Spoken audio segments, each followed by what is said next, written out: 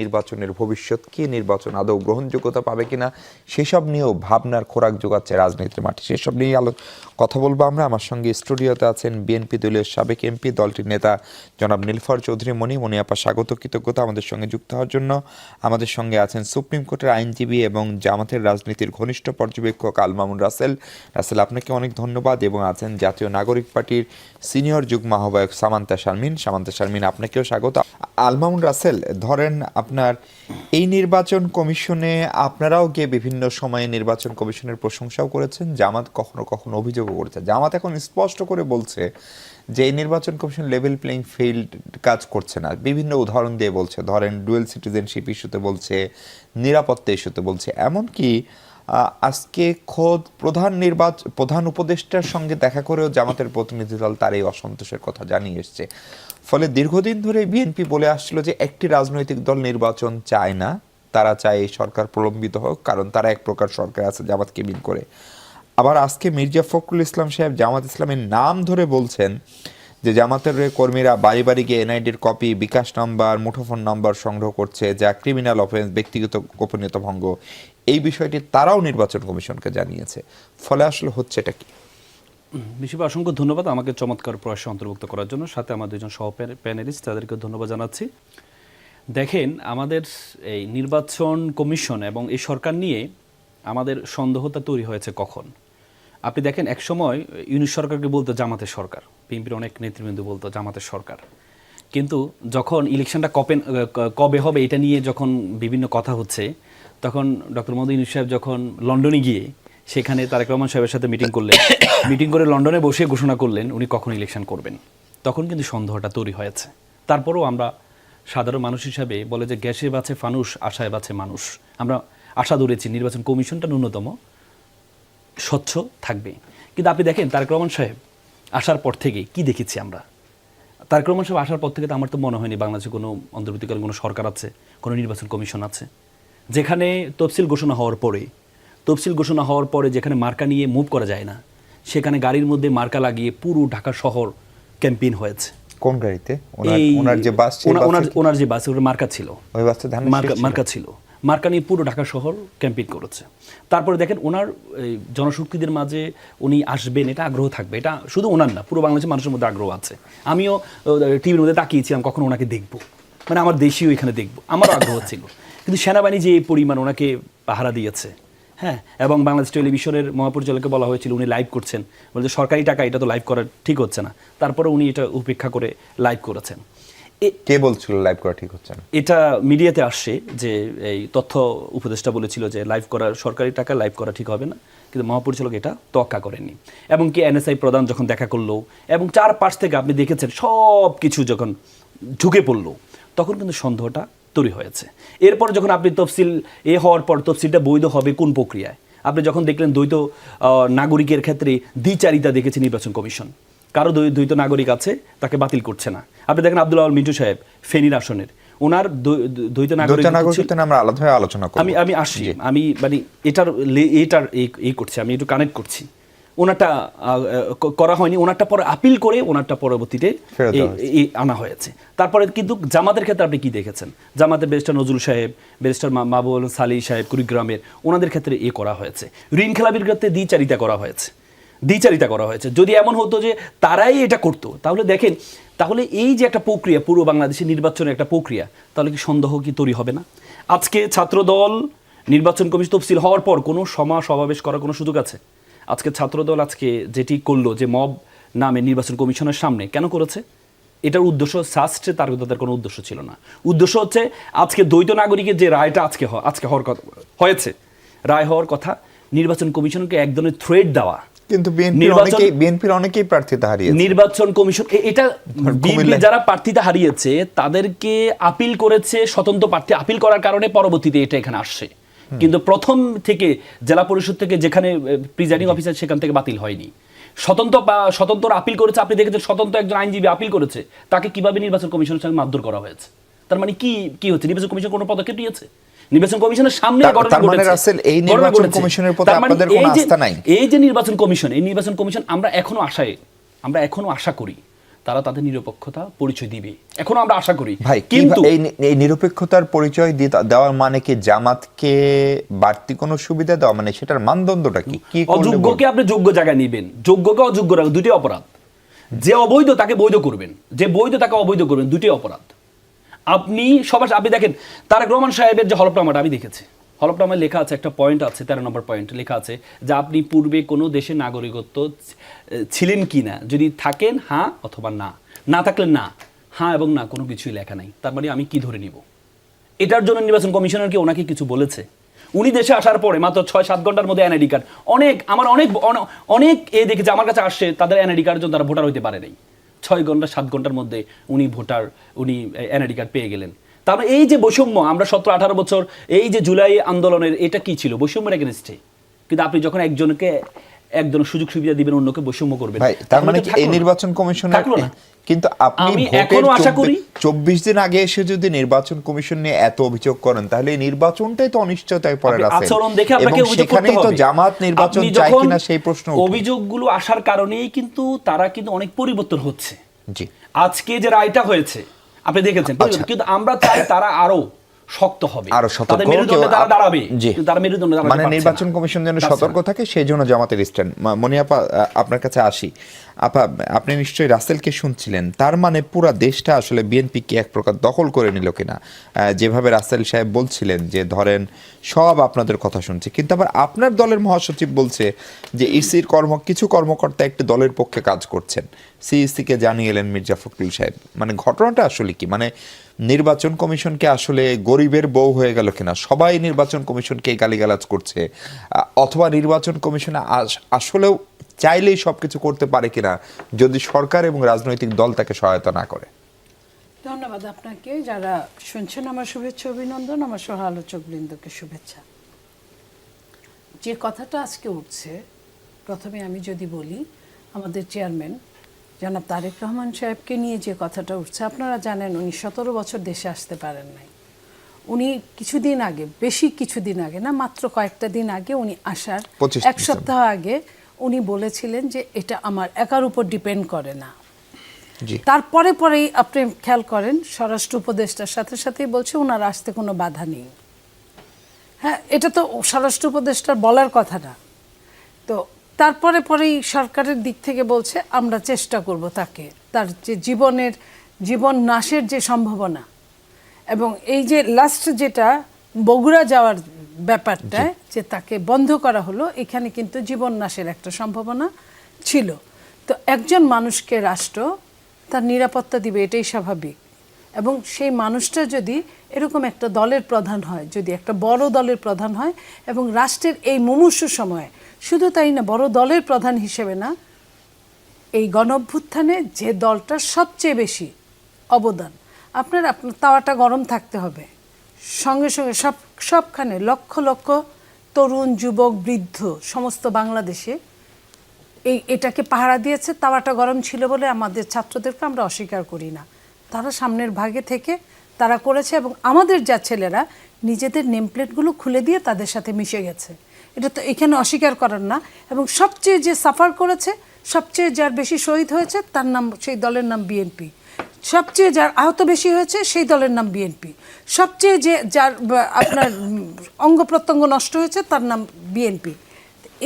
এই যে দলটা এতটা স্যাক্রিফাইস করলো, সেই দলের প্রধান যে কিনা 17 বছর দেশে আসতে পারেন নাই, তাকে অনেক রকম নির্যাতনের প্রেক্ষিতে দেশ ছাড়তে বাধ্য করা হয়েছিল, এবং ফ্যাসিস্ট থাকা অবস্থায় তো কল্পনাই করা যায় নাই। সেই মানুষটা আসছে সরকারের জায়গা থেকে। সরকারের তো নিজস্ব কোনো দল নাই। বিএনপি, যদি আমি বলবো না বিএনপি অনেক কিছু, বিএনপি কিছুই করতে পারে না। বিএনপির লোক মারা যায়, তাও বিএনপি কিছু করতে পারে না। তো সেই জায়গায় সরকার তো জানে বিএনপি চাইলে কি করতে পারে আর কি করতে পারে না।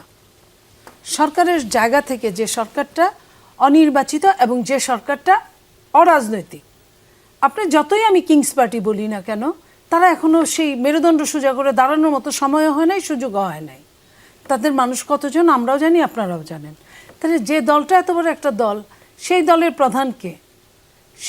প্রধানকে মিনিমাম সরকারের নিরাপত্তা দিবে, সেই নিরাপত্তা দেওয়ার জন্য এত কথা তো হতে পারে না। যার জীবন সংশয়ের সম্ভাবনা সবাই জানে, নিজে লিখতেন। সমস্ত জায়গা থেকে জানে। কমিশন নিয়ে আপনাদের কি অভিযোগ? নির্বাচন কমিশন তো আপনাদেরই নাকি? আমাদের কোনো নির্বাচন কমিশন না, আমাদের কেউই না, সবাই আমাদের, আবার কেউই আমাদের না।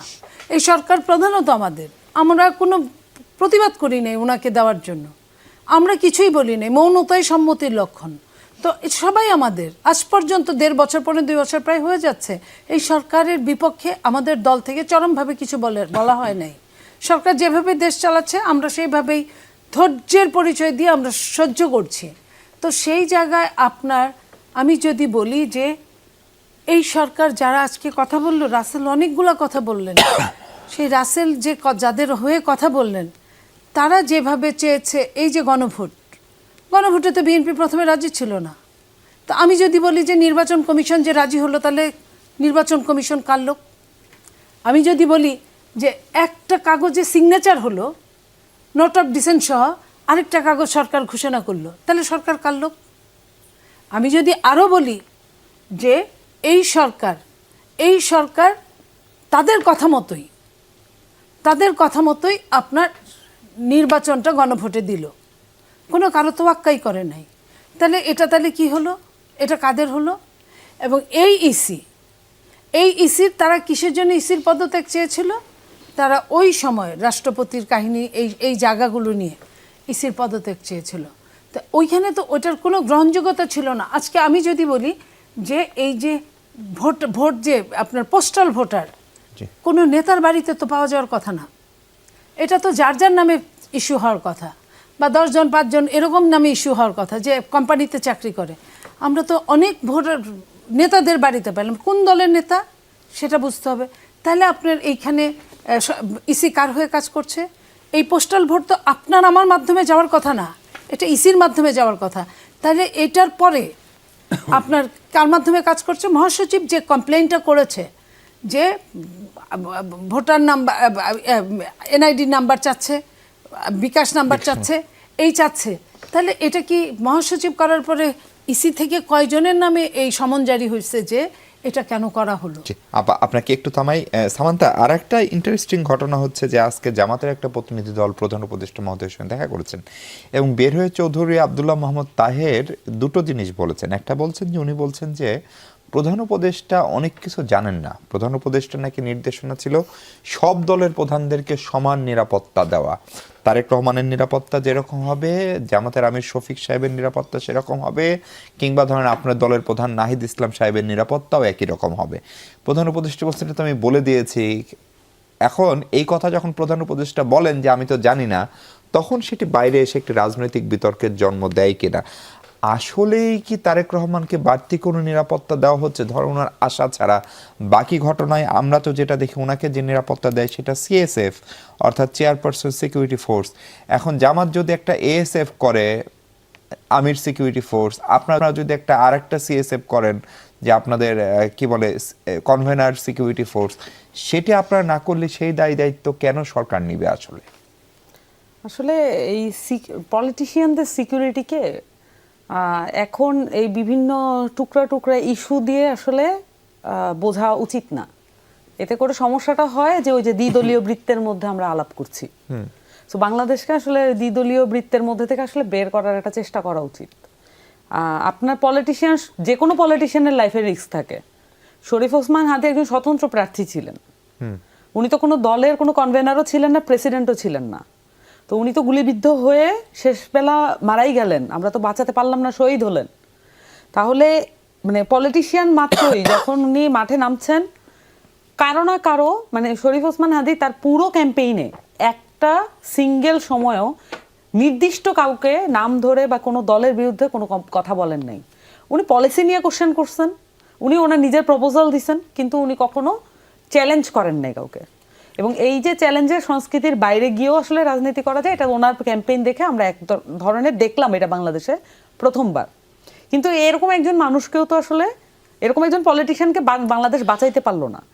এই বাঁচাইতে না পারার যে মানে সিলসিলা, এই দায়টা, এই সিলসিলাটা তো আসলে কি মানে এখন এককভাবে বিএনপির কিছু ব্যক্তি, জামাতের কিছু ব্যক্তি বা এনসিপির কিছু ব্যক্তি নিবে, বা রাষ্ট্রপক্ষ এখন হুট করে যে 53 বছর পরে এত বছর ধরে কোনোদিনও পলিটিশিয়ানদের সিকিউরিটি নিয়ে কোনো আলাপ না করে এখন এসে একটা নির্বাচনকালীন সময়ে তারেক রহমানের সিকিউরিটি কি হবে আর আমিরের সিকিউরিটি কি হবে, এইটা নিয়ে একটা আর্গুমেন্টের মধ্যে দিয়ে আমরা একটা বাইনারি ক্রিয়েট করে ভোট ব্যাংকে কিছু নির্দিষ্ট ভোট কালেক্টের চেষ্টা করছি। এটা তো হীন একটা কাজ।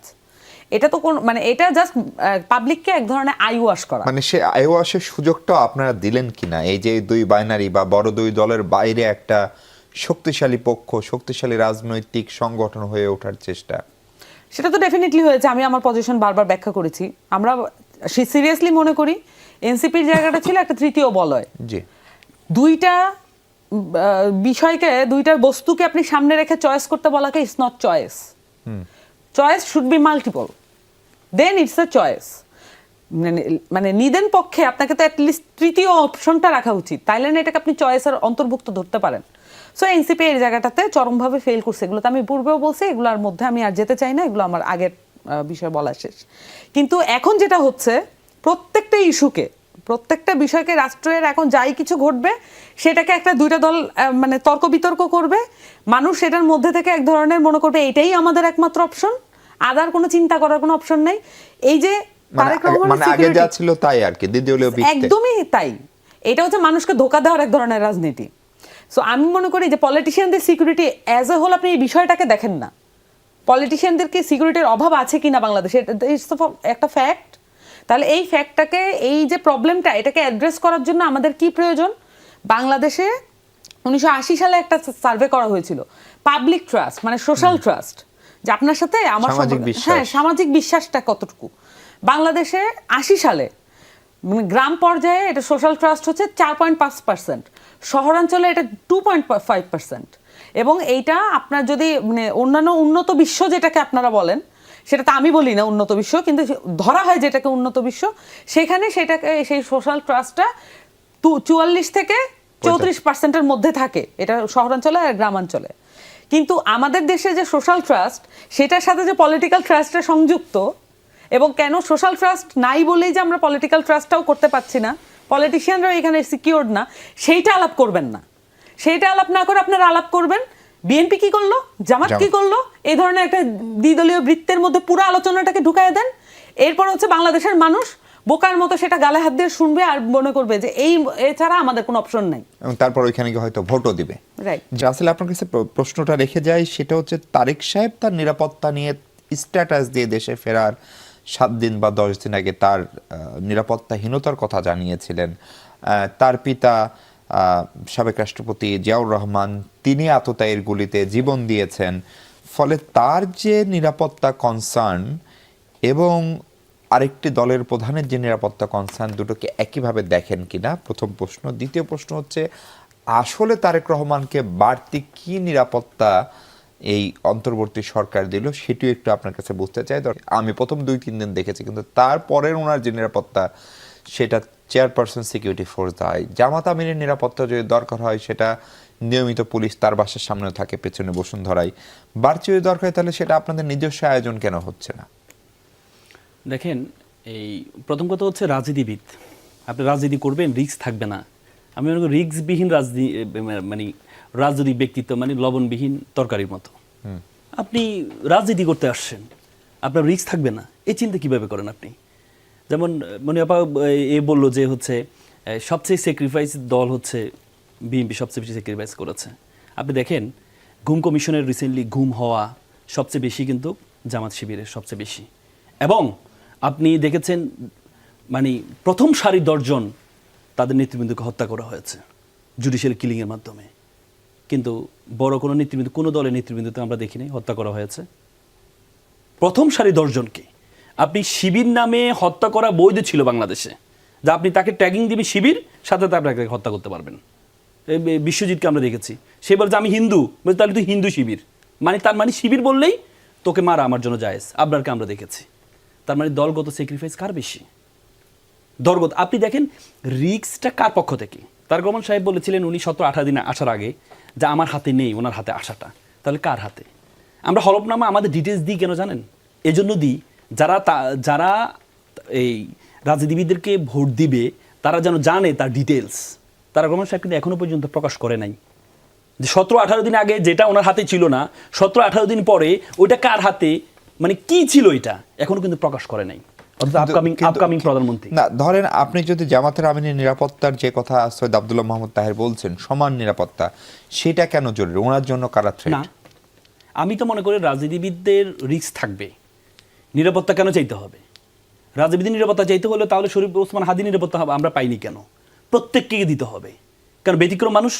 আমি মনে করি যে আপনি দেখেন, সাহসী হলে কারো হায়াত আপনার কমে না, বা আপনি ভীতু হলে আপনার হায়াত বাড়ে না। রাজনীতি যখন করতে আসবেন তখন আপনাকে মাথা রাখতে হবে রিস্ক আপনার থাকবে। তার মানে জামাতের আমিনের দরকার নেই, কিন্তু যখন তারেক রহমান সাহেবকে নিরাপত্তা দিতে গিয়ে প্রধানমন্ত্রী পর্যায়ে নিয়ে গিয়েছে, তখনই বিপরীত পক্ষে যারা আছে, কারণ আমরা তো হচ্ছে হুজুগে বাঙালি।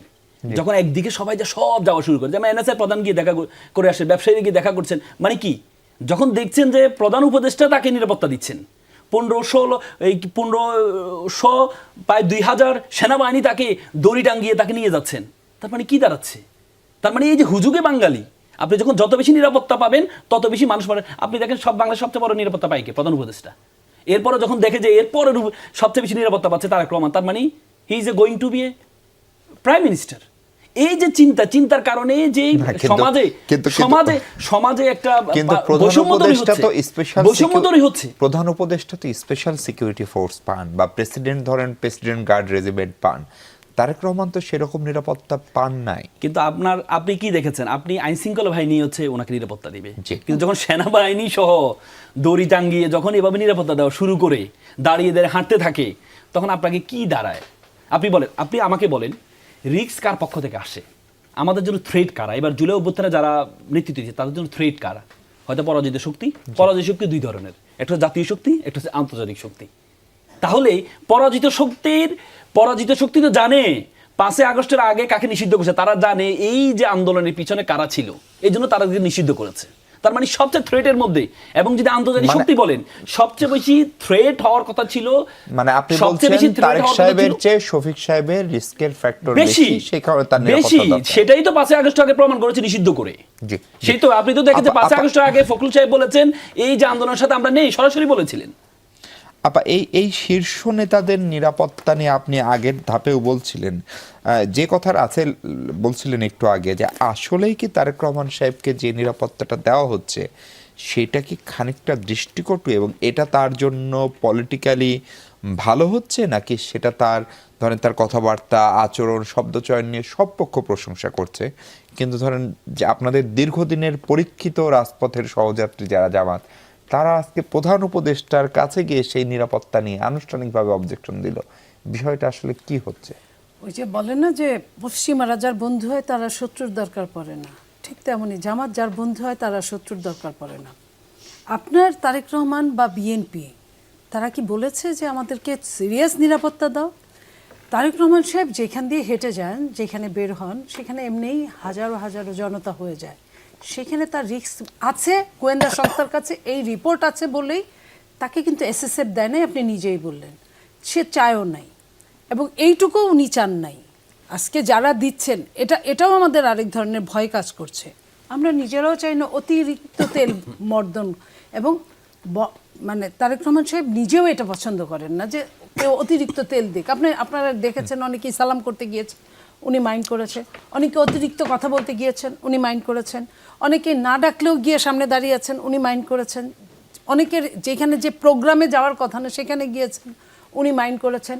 তো এই জায়গাটায় কেউ যদি অতিরিক্ত করে, সেখানে তো আমাদের কিছু বলার নেই। আমরা তো উল্টা সন্দেহ করছি যে এই ধরনের কাজ করানোর জন্যই কেউ, সরকার না, সরকারের সাথে যারা ছত্রছায়া সরকারের চেয়ে বেশি রুল প্লে করছে, তারাও অনেক ক্ষেত্রে দায়ী। তারাও এরকম চেয়ে নির্বাচনটাকে অন্য খাতে প্রবাহিত করার জন্য এই কাজগুলো করছে। মানে এর মধ্যে চক্রান্ত বা ষড়যন্ত্র দেখেন আপনি? অবশ্যই আমরা ষড়যন্ত্র চক্রান্ত দেখি, কারণ আমি অনেক দিনই তো, বয়স তো একদম কম হয় নাই, অনেক দিনই দেখেছি, অনেকগুলো সরকার দেখেছি। বিএনপিরও বেশ 91 থেকে বুদ্ধি নিয়েই আমি সরকার দেখেছি।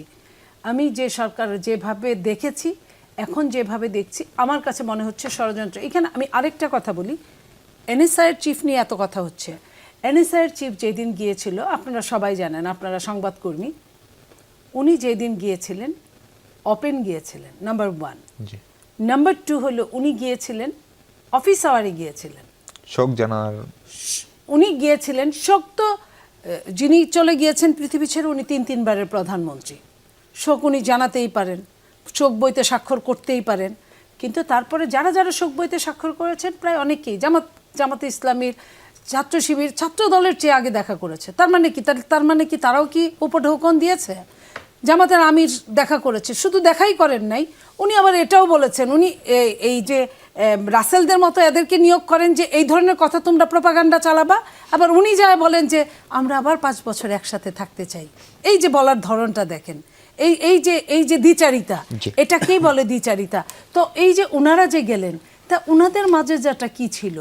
আর আমি যদি বলি যে এটাকে যদি আমি অন্য খাতে চিন্তা করি, যে অফিস আওয়ারে যখন একজন সর্বোচ্চ পদের অফিসার যান, সে তো অন্য কোনো মাইনাস চিন্তা নিয়েও যেতে পারেন, মাইনাস চিন্তা নেই, কারণ ষড়যন্ত্র কিন্তু এখনো ডালপালা ছড়ছে আগের চেয়ে বেশি, আরো বেশি।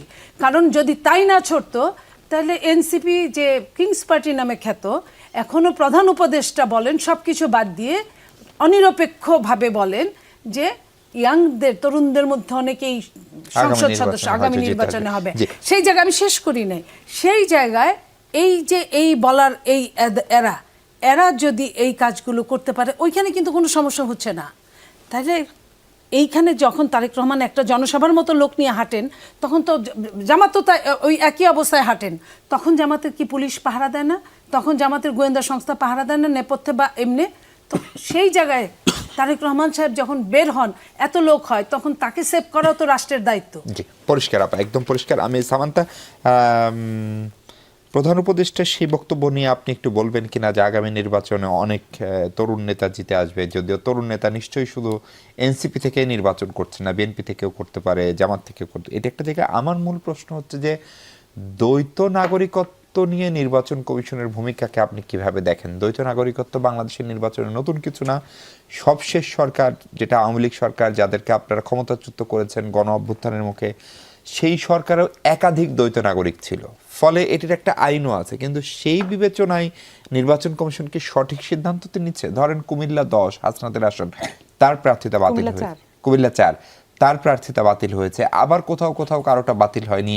ইখতেশাম আপনার দলের তার টানে নানান নাটকীয়তার পর তিনি ফিরে পেয়েছেন, কাউকে কাউকে আপিল করার সুযোগ দেওয়া হচ্ছে, কাউকে দেওয়া হচ্ছে না। ফলে এই দ্বৈত নাগরিকত্ব বিতর্ককে আপনারা আসলে কিভাবে দেখেন? প্রথমত ওই যে কমেন্টটার ব্যাপারে, সি এর কমেন্টটার ব্যাপারে যেটা জানতে চাইলেন, মানে আসলে এই ক্ষেত্রে আমারও কখনো কখনো মনে হয়েছে যে এখানে অতি উৎসাহ আছে।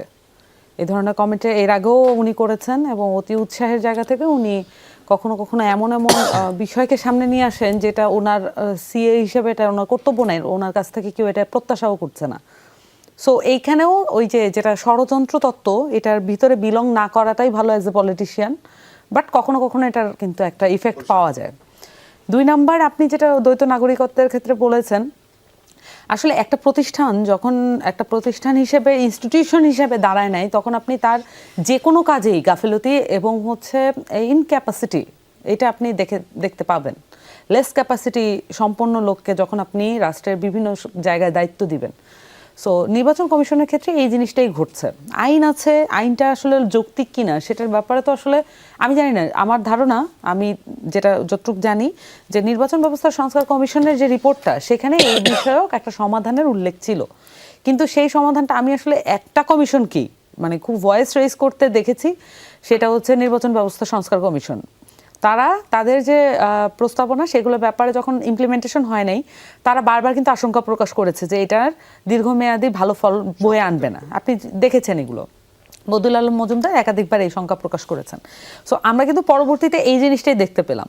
তাহলে এই সংস্কার কমিশনের আসলে লাভটা কি ছিল, দরকার কি ছিল? এত কর্মঘণ্টায় এবং জনগণের সময়, রাষ্ট্রের সময় নষ্ট করার আসলে কোনো প্রয়োজন ছিল না।